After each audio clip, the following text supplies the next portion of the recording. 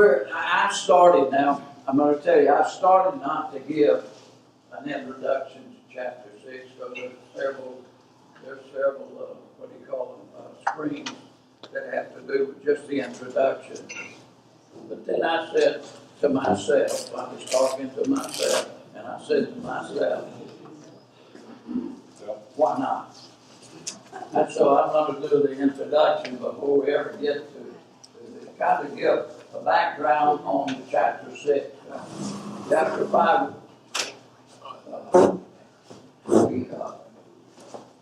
in starting the introduction, in chapter 6, right off the bat, we are presented with a target for critics, for those that are critical of the book of Daniel, right off the bat. And I'll show you what that is. Because we have a person named Darius the Mede. Now, we know from the Bible and we know from outside sources that Cyrus was king of the Medes and the Persians. We know that because we have biblical proof and we have a secular proof that there was a guy named Cyrus. But the problem is that Darius the Mede, we find him in the Bible in chapter 5 at the end of the chapter. We find him in chapter 6, chapter 9, and chapter 11 in the Bible. But there is nothing outside of the Bible that has been found. I'm not saying that there's not something that's going to be found, but there's not anything that has been found that verifies that there was an individual by the name of Darius. But that doesn't. I know that for years they claimed that there was no group of people known as the Hittites because they had found no evidence outside of the Bible that there was any group of people known as the Hittites. But a number of years ago, in northern Syria, they found some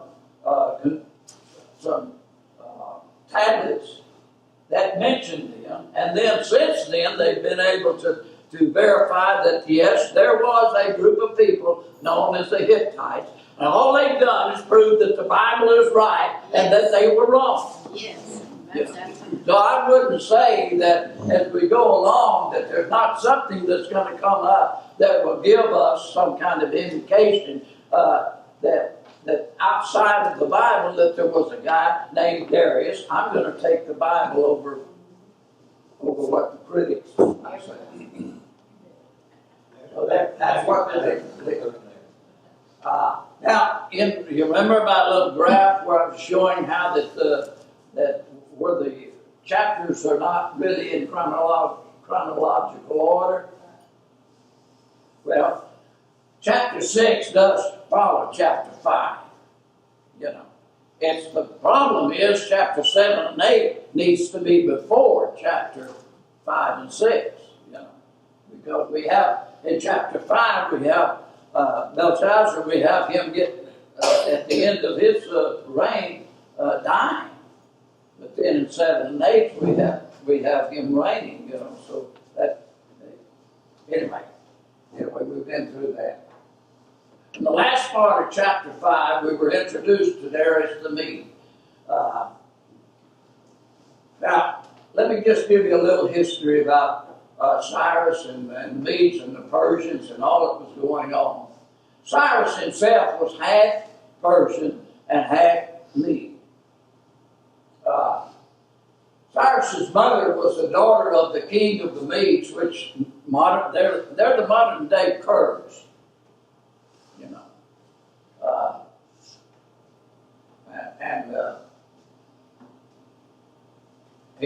She was the daughter of the king that was ruler over the Medes and also over the Persians at one time. Here's the thing about it. I'd give a thought.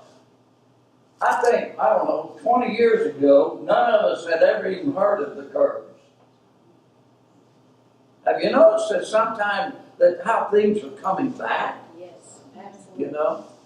We didn't know there was anything about And another thing about the present day situation over there, the Kurds, they're willing to fight, you know. But we won't give them weapons because we don't want to offend the Turkey, because the Turks and the Kurds don't get along. But they're the ones that's willing to fight, and they're fighting with old Russian weapons and all of this. I won't get into that too much, except that Cyrus's mother was a member of we might say Kurds, or the Medes, who ruled over the Persians at that time. Cyrus became ruler when he rallied the Persians to revolt, to rebel against his grandfather, which was the Median king, Astyages. You know, so when he got in a position of authority in Persia, he rallied everybody, and they went against his own grandfather, who was king of the Medes, you know, which was also his mother's father. And according to Herodotus, Cyrus's mother was named Mandane, the daughter of Astyages, who was married to Cambyses, who was Cyrus's father, and also was a ruler under his grandfather in Media. Okay.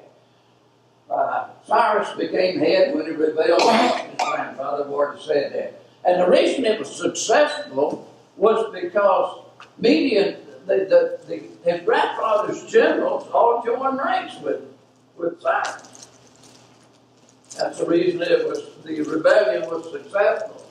And that all took place around 550 BC, which was 11 years. Now, that all happened 11 years before we come to chapter 6 in the book of Daniel. So he's been ruler for 11 years over the Medes and the Persians when all of this takes place. Again, we're back to the problem.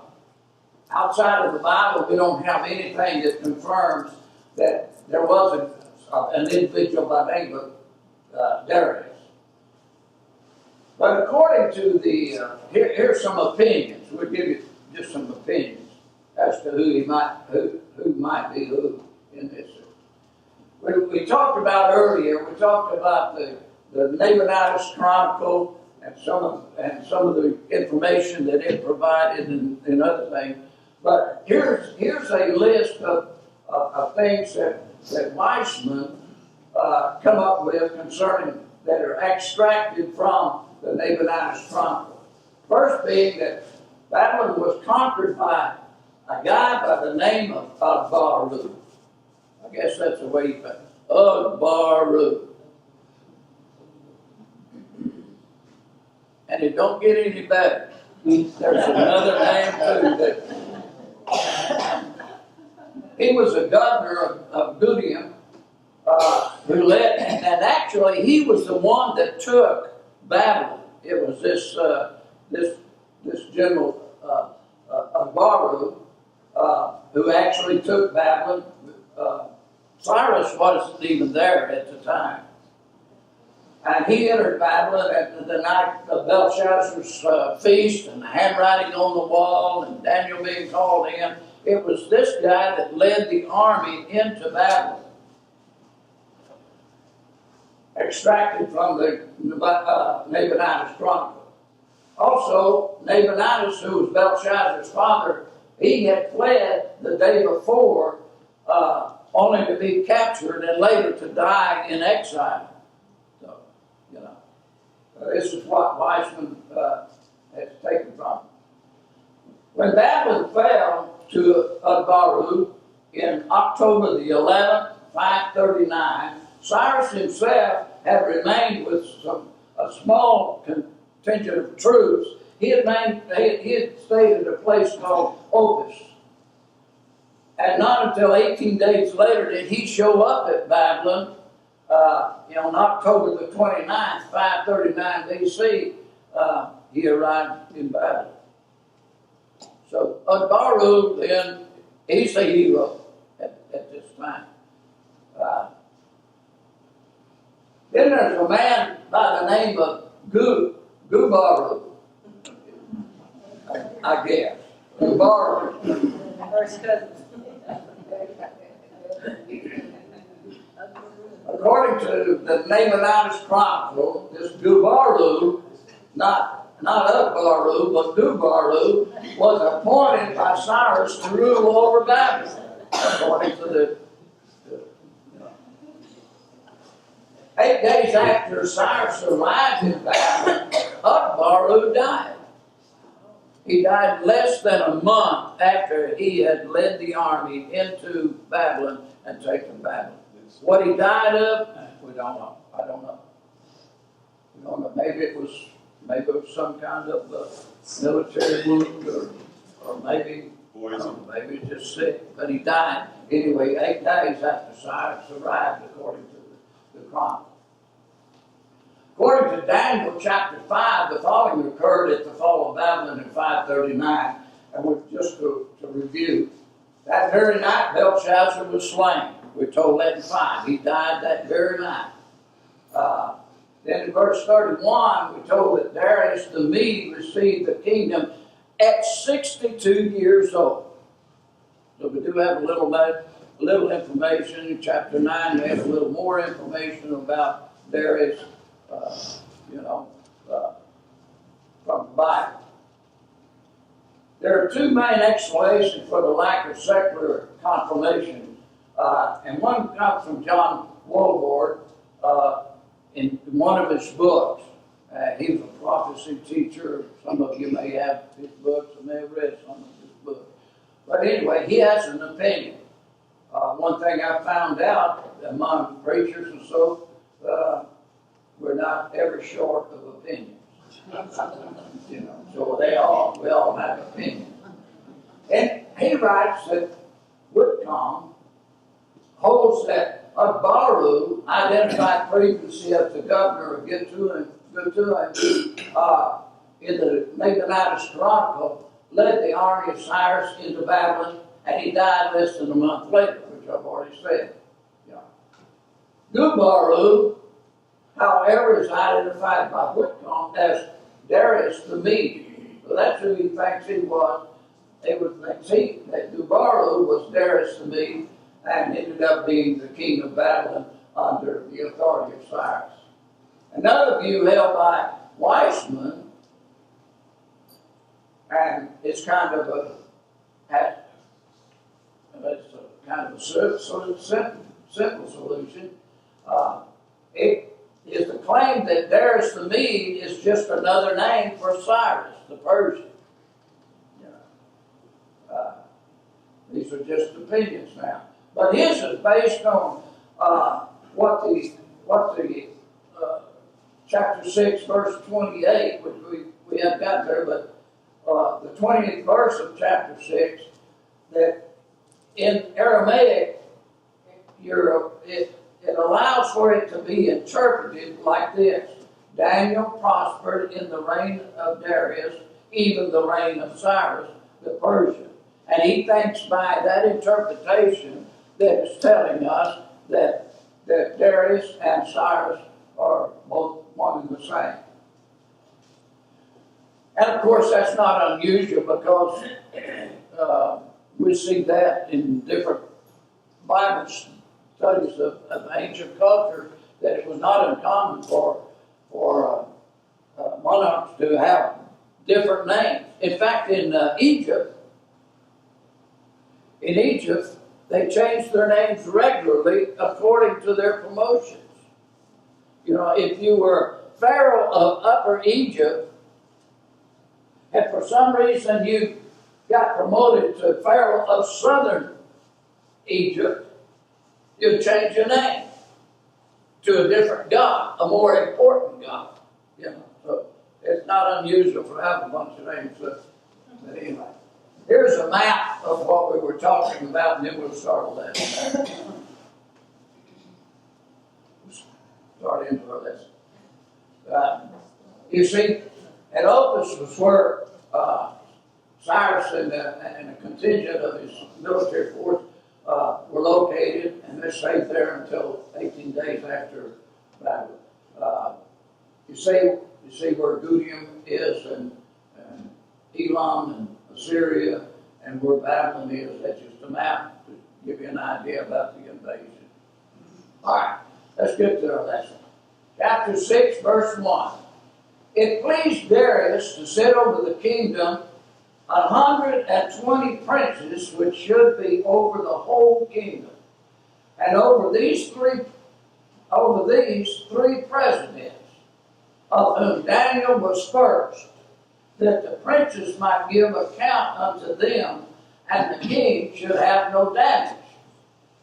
Then this Daniel was preferred above the presidents and princes, because an excellent spirit was in him, and the king thought to set him over the whole realm. We're not told exactly. Last account we had, Daniel standing in a throne room interpreting some handwriting on the wall, and the Persian army is coming in under the wall in the river, and the city is falling, and Belshazzar's killed, and the next thing we see is that Daniel is promoted. Isn't the Bible wonderful? Absolutely. I mean, the next thing we just see that Daniel, he's not put over one of the 120 provinces.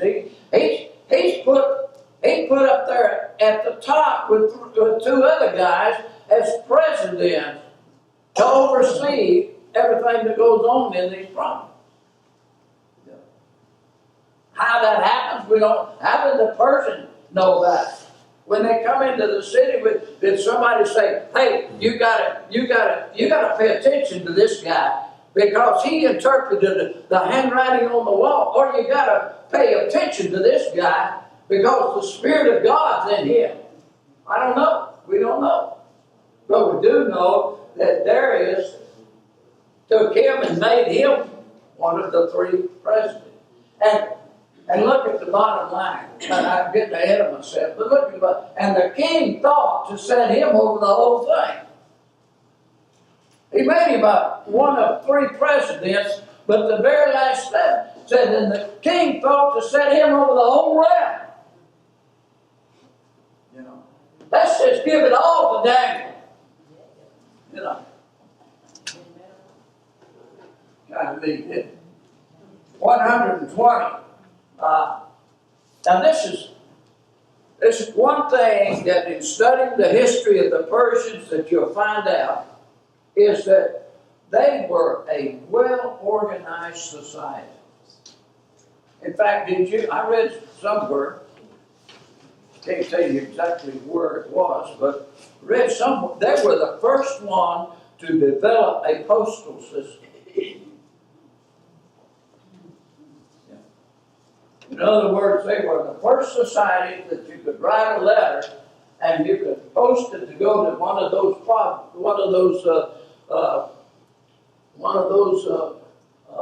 120 provinces, and it would go. They had a means of transporting the mail all over that kingdom. And what we're shown here is that by the very fact that they set up 120 with 120 princes to oversee them, and then with 3 to oversee them, Now, I don't know whether that's good, well, whatever, but I do know that they were organized about what they were doing. And these guys were answerable to these 3 presidents. These princes were. In the book of Esther, though, we are reminded that Ahasuerus, he had 127 provinces. So somewhere along the line, in a 50-year period, they've added 7 more areas under the rule. We see that in the book of Esther, which is, like I said, was 50 years later. And all of this was set the king would suffer no damage. The purpose was to protect the king's interests. And Daniel, that's what he was going to do. You know, there's a lesson here. There's a lesson here about if God puts you in a position, your position, whatever your position is, to do the best job that you can do. You know, you may not even like the job that you have, but you as a Christian, it is your responsibility to do the best job you can do. We call that integrity. I keep looking at all the different candidates that are running today, and I'm looking for that integrity. Conduct. I want to see it. So far, I'm not sure. But integrity, if you notice, he went from 17 years old up into his 80s, maintaining his integrity in the Lord. No matter how many kings or how many rulers or how many things happened, he stayed the same, serving God. And that's the lesson. That's what we see in chapter. I don't care how tough things get. I don't care how many ways that there seem to be an out. You know, if it's not right, you don't take it. And you know, and we're going to deal with some of this. But it said that Daniel was preferred above all of those princes and even the presidents. You know, I've already addressed that. How did he come to the attention of the Persian government? I don't know. We don't know. But one thing is true, one thing is stated in the Word of God was that he had an excellent spirit. He had an excellent spirit. Another thing that's mentioned here is, and I've already mentioned, that the king thought to set him over the whole realm. Promotion cometh not from the east, nor the west, or the south. Anybody remember what I said about that? It comes from the north, where you die to self and live to God. God can promote a man or a woman or boy or girl that puts him first, that dies to self. That's what Paul's talking about when he said, I die daily. You have to do that. Die to self. Live to God. The life that I now live, I live unto God, he said. You know, I kind of preach it there. Verse 4.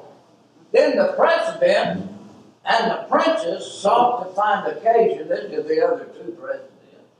And the princes sought to find occasion against Daniel concerning the kingdom, but they could find none occasion nor fault, for as much as he was faithful. I like that. I don't know, folks. I just like that. For as much as he was faithful. Yeah. Neither was there any error or fault found in him. So right off the bat, all of the others that were in some position of authority in the king, they didn't like him. Maybe because Darius liked him and was thinking about making him the over the whole king or whatever. But they found, right off the bat, they found fault with him. But I'm going to tell you something right here. That's okay. You can't do anything about it. But if you're living for God, when God's on your side, it's all going to work out. All things work together. All things. That word is P-I-S. All things. It means the whole. It means the whole package. All things work together for good to them that love the Lord and are called according to his purpose. Yeah. I feel good, folks. I don't know about y'all. I feel good to know God. I feel good to know, the world's in a mess. But the kingdom of God's not. That's right. That's right. You know, we got rulers, governors, we got presidents, we got people all over the world that don't have a clue what they're doing. But I know one that does. Absolutely. You know. Absolutely. All right, let's see what I've got here. that's the other. Now Daniel wasn't in on this bunch here because he wouldn't have been planning something against himself. But he was faithful. Jesus talks about the contrast between what the world does, the way that we as Christians should be. And I like this verse out of John. I like these verses out of John. Listen to it. And this is the condemnation, that light is come into the world, and men love darkness rather than light, because their deeds were evil. For everyone that doeth evil hateth the light, neither come the light, lest his deeds should be reproved. But he that doeth truth cometh to the light, that his deeds may be manifest, that they are wrought in God. It's saying here that either we're going to walk in light, in the light, as he is in the light. Another thing, this is kind of off subject, but another thing that occurred to me the other day, I woke up laying in the morning, just laying there thinking, and all of a sudden I felt it about love. And I've always interpreted First John's writings, as if a man hateth his brother, how dwelleth the love of God in him? And I always interpret that how dwelleth the love of God in him is that how dwelleth God's love in him, in us. If we hate our brother, how dwelleth God's love in us? Which is true, because the love of God shed abroad in our hearts by the Holy Ghost. But it occurred to me is that also part of that is how we love God. The thought occurred to me is we can't love our brother any more than we love God. In other words, if we love God with all our heart, with all our soul, with all our mind, folks, you can't help but love your brothers and the neighbors. You can't help but love. If you're in love with God, it's an automatic thing that you're going to. That's just like James was talking about faith without works today. What he's saying, if you've got faith, there's going to be something following along that says that you're a child of God.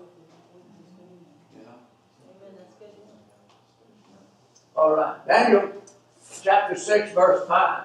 Then said these men, we shall not find any occasion against this Daniel, except we find it against him concerning the law of his gods. Okay? They couldn't find anything wrong with him, so they figured this out. If we could, Daniel is such a faithful servant of his God. The only way we can trick him up is to do something that would make his service to his God against the law. I don't know whether you realize it, but it's happening today. Yes, absolutely. It's happening today in our time. I don't know whether you're aware of that. We might talk about that a little bit more. Okay? But going to the book of Acts, you remember when the rulers told him, said, did we tell you, did not we strictly command you that you should not teach in this name, in the name of Jesus, talking about, kind of got to squeak. But didn't we tell you not to be preaching in his name? But Peter said, we ought to obey God rather than man. That is the same attitude that Daniel had. And we're getting to a point where we're going to get a little bit deep, a little bit deeper here. But we come to a good place to stop. We come to where the ban on prayer. Ban on prayer. 1973, 1962, wasn't it? The ban on prayer in school. 1962 and 63. Amen. Very good. And you know what? We let it get away from us. That's right. That's pretty. We did not stand up as we should have, and we let them shove it down our throat. Okay, let's.